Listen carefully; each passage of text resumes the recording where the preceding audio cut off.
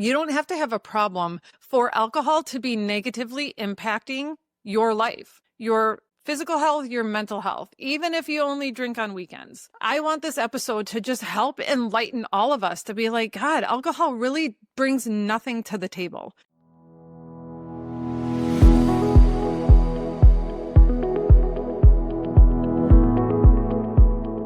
Welcome to the Shannon McCabe Show, where we break free from our drink-obsessed culture, challenge the myths around alcohol, and redefine sobriety as the empowering choice it truly is.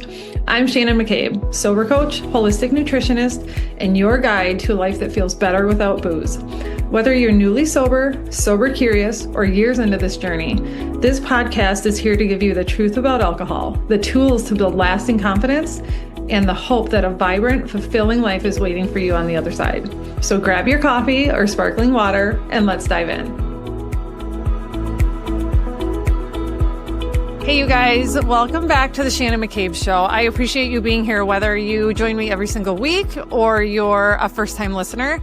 Today's episode is going to hit, it might strike a chord, but I'm excited about it, okay? This is going to be a fast episode. I am going to be super short, probably a little blunt, and very to the point. This stuff might make you a little uncomfortable, but it's in a good way. And it's for a good reason, I promise. Because today I'm going to be talking about the truths about alcohol that most people don't tell you. These are the things that I did not know for years when I was a drinker. Even when I was a quote unquote like normal drinker and maybe only drinking on weekends or would only have one glass of wine at the end of a hard day, let alone I still did not know them when my drinking progressed to being an everyday bottle of wine plus a night drinker. This is the stuff that we deserve to know because this is not what we're told in the glossy social media reels and the advertisements and the commercials we see on TV and the movies when drinking is made to look innocent and fun and sexy and exciting. We're really just literally lied to about the truth about alcohol. So I am going to lay it all out for you guys today because I want this episode to do a couple things. If you are just sober curious, I want this episode to help you understand how alcohol is really tangibly impacting your physical and mental health in ways that you might not be aware of, because it's going to help you feel more empowered in your decision to drink less or to quit drinking completely. If you are newly sober, this is going to be the chat that I want you to download and save an earmark so that if you start having moments of doubt about staying on your sober journey, you're going to come back to this and you're going to remind yourself of these truths. So at the end of it, you're going to be like, oh my God, no, ill. Why would I want alcohol in my life now that I know all of these things that it does? And I'm also hoping that this episode might be a little bit of like, not a wake-up call, that's not the right word, but I want it to be kind of insightful for people that maybe you have somebody in your life that's recently quit drinking and you're trying to figure out why it's such a big deal. Why are they so committed to staying sober? Or maybe somebody you love is asking you to cut back on your drinking with them. Maybe they're asking you to do a dry month with them. And you're like, I don't really see the big deal, right? Alcohol's been around forever. People have been drinking since the beginning of time. Maybe you yourself know you don't have a problem. You don't have to have a problem for alcohol to be negatively impacting your life, your physical health, your mental health, even if you only drink on weekends. I want this episode to just help enlighten all of us to be like, God, alcohol really brings nothing to the table. There is no safe or healthy amount of alcohol. That is being talked about more and more widely, which I'm so grateful for. We have learned that it was an outright lie when we were told in the 80s and 90s that a little bit of red wine was good for the heart. Maybe you don't even know that yet. Maybe you don't know that the studies, I'm air quoting the word studies, that showed us that red wine was good for the heart. Guess who funded those studies, you guys? The wine industry. Okay. I mean, you kind of can't make this stuff up, but these days, I mean, nothing's unbelievable, right? What we know now is there is no safe or healthy amount of alcohol. So I am going to get right into it today, and we are going to talk about 10 truths behind alcohol that hopefully are going to shift the way you look at it and help you be even more excited to just get it out of your life, okay? So here are 10 blunt truths, the things that I wish I had known sooner, the things that once I learned them, once I understood them, I couldn't unsee them. It changed everything for me, okay? Number 1, alcohol wrecks your sleep, you guys. We've been sold this idea that a glass of wine or a nightcap helps us relax and sleep better. But nope, that is 100% false. Alcohol sedates you. That's very different than helping you sleep, okay? It reduces your REM sleep, that deep sleep where your brain and your body restore themselves and heal. It reduces your REM sleep by 9 to 25%, even at low doses, meaning even just a drink or two. Okay. And it makes you more likely to wake up at 3 a.m. with your mind racing, your heart pounding, the dry throat, the like anxiety ridden body of like, what did I do? Why do I feel like this? Okay. Alcohol spikes your cortisol, which catches up with you in the middle of the night and the next day. And part of how it does that is by disrupting your sleep. Okay. If you want to know more about how alcohol really truly wrecks your sleep and how that trickles out to every area of your life, go back and listen to episode 24 because I went deep into it. It's so eye-opening. You're never going to look at a nightcap the same way again, okay? All right, fact number 2, you guys. Alcohol is a carcinogen. It is a group 1 carcinogen, which is the same category as asbestos and tobacco. Alcohol is linked to 7 types of cancer. And I've actually seen some places people say that it's linked to 13 types of cancer, but I couldn't find as much research behind that. So I'm going to stick with the 7 for right now. But I have a feeling the longer we go, the more we're going to find out the direct link between alcohol and more cancers than just 7. But one of these types of cancer is breast cancer, okay? So here's the kicker, you guys. Even 1 drink a day can raise your breast cancer risk by up to 10%. 1 drink a day raises your breast cancer risk by 10%. And I don't know about you, but a lot of the women I know were not just having 1 drink a day, right? Mommy wine culture like destroyed that idea. What is the point of 1 drink a day? Most of us were or are drinking much more than that because we've been sold wine or alcohol as a solution for all of the problems that women face. But we don't realize that we are literally drinking a carcinogen, increasing our risk of breast cancer and 6 other types of cancer every time we take a drink. We deserve to know this. Fact number 3, you guys, alcohol shrinks your brain, even in moderate drinkers, meaning if you just have 1 a day, if you only have a few times a week, if you only drink on weekends, moderate drinkers, MRI scans show smaller brain volume. It damages the hippocampus, which is the part of that's the memory center. That's the memory center of our brain. It accelerates our brain aging. It damages the areas of our brain that control things like coordination, our emotional regulation, decision making. And this is not just short term. This is not just while you're buzzed or drunk, right? And you get a little stumbly, you fall over more, you can't make decisions, you have delayed reaction time. This extends even when you are not drinking. Long term, it ages your brain. It physically alters the chemical activity and the health, the physical health of your brain. So while we think that we're just taking the edge off with a drink, we are literally speeding up our mental decline, which I don't know about you, but I don't want to do that. Why would we want that? As we age, we're trying to make the most out of this one life we get. Alcohol literally ages our brain faster than it's going to age on its own anyways. Number 4, you guys, alcohol messes with your hormones. Now, this is another topic I've gone deeper into on a couple episodes. So if this piques your interest, scroll back and find them. But in women, alcohol raises our estrogen levels, which increases our cancer risk. It also disrupts things like our menstrual cycles, our ovulation, fertility, not to mention what estrogen level disruption does when we are entering into perimenopause and menopause. Okay, you guys? But it's not just women. Men too. Alcohol lowers testosterone and sperm count. So if you are in your childbearing years and you and your partner are trying to have kids and you're drinking, it's decreasing fertility on both sides of the coin. Females and males, your fertility is negatively impacted by alcohol. And for women and men, you guys, hormones control so much more than just reproduction. This isn't just about fertility and periods and menopause. It's about our mood. It's about our metabolism. It's about our energy. Hormones and alcohol seriously do not mix. And like I said, I've talked about this in other episodes. So if you need more convincing, if you're a little triggered by this, if you want more proof, go back and find some of the older episodes. It's going to tell you what you need to know because knowledge is power, you guys. When we know these things, we can make better decisions, okay? What if you could finally break free from the constant cycle of drinking, quitting, bargaining with yourself, and actually build a life that feels calm and clear and deeply aligned with who you want to be? I created the Alcohol-Free Blueprint for women who are ready to stop trying to moderate and start feeling confident and steady and fully present in their life again. This program isn't just about quitting drinking. It's about taking back your energy and your mindset and your wellness and your freedom. Inside the blueprint, I'll walk you step by step through the tools, mindset shifts, and support systems that actually help you change for good. You'll learn how to handle cravings, rebuild your habits, feel stronger in your body, and navigate all of life's ups and downs without alcohol.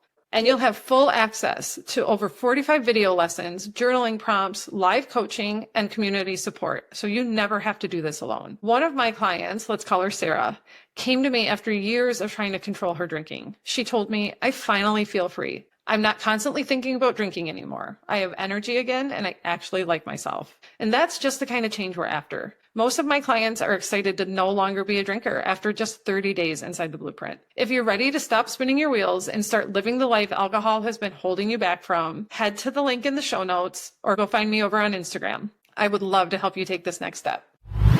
So number 5, you guys, alcohol increases anxiety and depression. So yes, at first, when alcohol gives us like that fake dopamine hit, it brings a little bit of euphoria, right? We feel more relaxed. We feel more social. We feel better very short term. But then that crashes and it leaves our brain producing even less natural dopamine over time.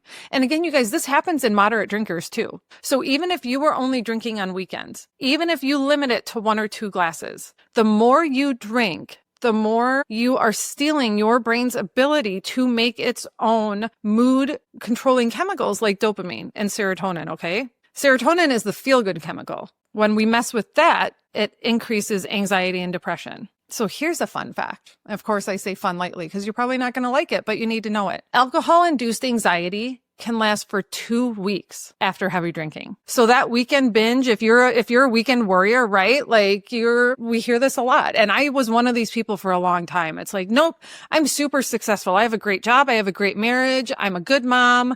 I work hard, play hard. Work hard, play hard.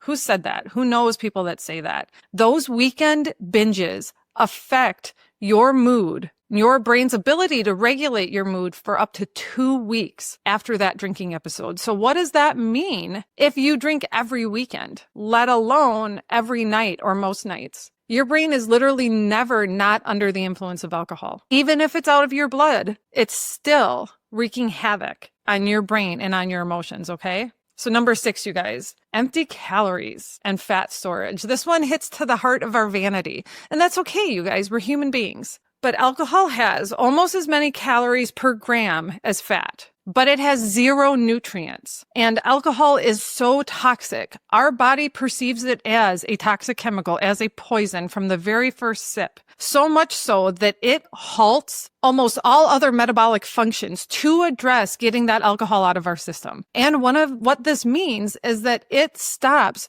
metabolizing fat. So it can process the alcohol first, which means every second that you are drinking and recovering from drinking, your body is not metabolizing fat. It is storing it. The beginning and end of this is the beer belly, or even nowadays what a lot of women call the menopause belly, when really it's actually just alcohol induced. And then a little bit of cortisol. That's a whole nother, you can go down this rabbit hole, you guys. But it also then, this messes with your blood sugar, which makes your cravings for alcohol or sugar or other greasy, crappy foods even stronger. So I don't know about you guys, but I know for me, my eating habits were completely different after a night of drinking. Needing the cheeseburgers, needing the pizza, needing the late night snacks, all of that catches up with you. Again, even if you're a moderate drinker, even if you only do it on weekends. But your body actually stops metabolizing fat for up to 36 hours after you drink. So if you care about your health and fitness goals and maybe haven't been able to move the needle forward in a while, look at your alcohol consumption. It has a lot to do with it. All right, number 7, you guys, alcohol weakens the immune system. So even one night of heavy drinking suppresses your immune system for up to 24 hours. And long term, what does this mean? You are more likely to get sick, but you also heal slower from illness or injury. And this increases inflammation all throughout your body. We'll talk more about inflammation in a second, okay? Number 8, you guys, alcohol ages your skin. So this is another vanity one, but it's really important actually because our skin is our largest organ. Our skin is a mirror of what's going on inside of our body, okay? So alcohol dehydrates our skin. It breaks down collagen, which makes us appear older faster. It also depletes vitamin A. These are all things that we need for healthy skin. A little known fact is that alcohol actually can cause rosacea flare-ups. So that really red cheeks, red face, you might not notice this in your 20s or maybe even your 30s. You might be thinking, oh, but actually I still look pretty fantastic even though I'm drinking. Well, I mean, enjoy it while you can because just give it a few years. It's going to catch up with you. The good news though is actually the clarity that comes back to our skin is usually one of the first things people, especially women, notice when we quit drinking. So number 9, you guys, the neurotoxic effects. Now, what does that mean? Neuro is your brain, okay? So even moderate drinking increases your risk of dementia. It damages the white matter in your brain, which goes back to what I said earlier about slowing your processing speed, your reaction time. And this isn't just while you are actively drinking. We're not just talking about like drunk driving or putting yourself or the people around you at risk. This is a long term affecting how you function in your life. And neurotoxic, you guys, this is just one example. Even moderate drinking has been shown to increase our likelihood of things like Alzheimer's, Parkinson's, dementia, like I just talked about. And I don't know about you, but I'm hoping none of those things are a part of my future. Why would I want to keep drinking something that has been proven to increase the likelihood of all of those things? This is very real stuff that we have to take into consideration as we age, okay? Number 10, you guys. Alcohol impacts every organ. Every single organ in your body, every single body system. So we're talking your heart, liver, pancreas, your gut, your whole GI tract, your brain, which we've talked about a couple times, your kidneys. You guys, nothing is safe. Did you know that alcohol raises your blood pressure? And did you know that alcohol is actually one of the leading causes of high blood pressure and heart disease? It increases our risk of stroke. It increases our risk of arrhythmia. It increases other things like the damage to our gut lining, which affects how we can absorb nutrients, which affects everything, right? Alcohol absolutely feeds inflammation in your brain and your body. Inflammation is the root of all disease and illness, you guys, if you don't know that.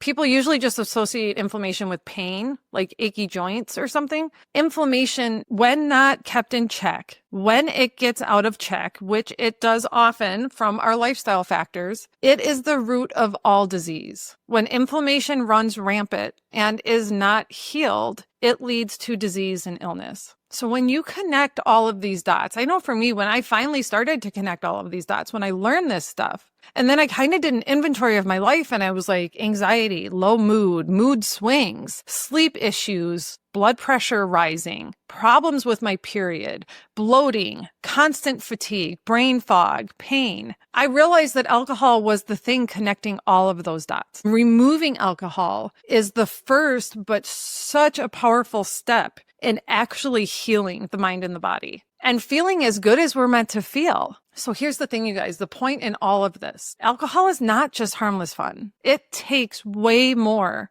than it gives us every single time. And the toll that it takes just gets worse the older we get. It's just facts. It's just the truth. But the good news is that you don't have to wait until it takes any more from you or take something really significant and life altering to say, no way, like, peace out. I've had enough. This just isn't worth it anymore.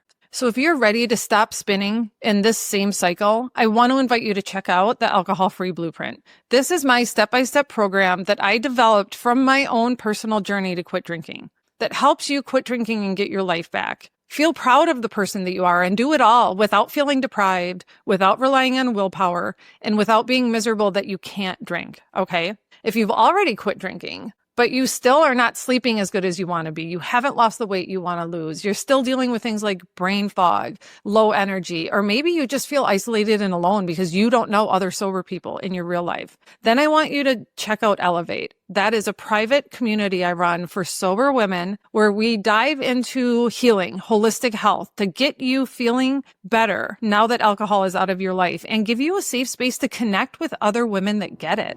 So you know that you're not alone. None of us is alone. Links for both of these are in the show notes, you guys, or hop over to Instagram and send me a DM. I love hearing from you. But you guys, please just remember, letting go of alcohol is not the end of anything. It is the beginning of your best feeling life. So I'm cheering you guys on. Let me know how this landed for you, and I'll be back next week. That's it for today's episode. If this conversation resonated with you, don't forget to subscribe so you never miss a new episode. And if you're loving the show, I'd be so grateful if you'd leave a quick review. It helps others find this message and start their own journey to freedom. Until next time, keep choosing yourself, keep believing in what's possible, and remember, you are so much stronger than you think.